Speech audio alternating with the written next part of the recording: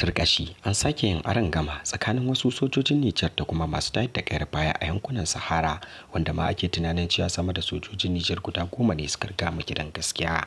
Wannan dai za a iya cewa yana zuwa ne a daidai gabar da kasar ta Nijar ke korar kasar Faransa da kasar ta, da kuma korar jakadan kasar na Faransa. Ku biyo mu cikin bidiyon.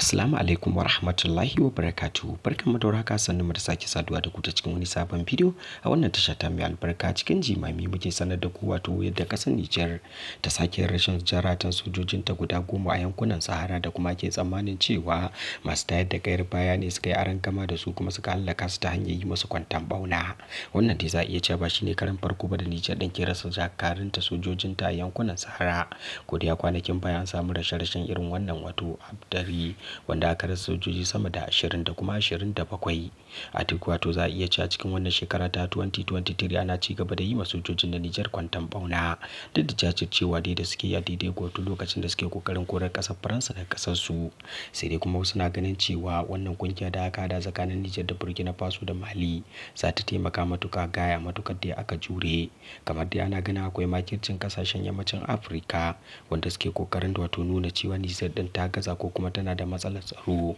A kasar ta Nijar dai za a iya cewa banda yankunan Sahara ma'amna yankunan wato su Difa da Talabiri babu inda take da matsaloli tamkar irin waɗannan wurare, amma dai kasar ta Nijar na da matukar wato zaman lafiya kwarai da gaske. Sai dai kuma ana ganin cewa wannan kwanakai da kuma wannan lokaci da aka kifar da gwamnatin Bazoum tamkar dai abin na ƙara tsananta ne a daidai gabar da za a iya cewa tsakanin Burkina Faso da Mali da kuma Nijar din akwai wasu yankuna da ake samun irin wannan wato hura wutar masu tayar da kayar baya.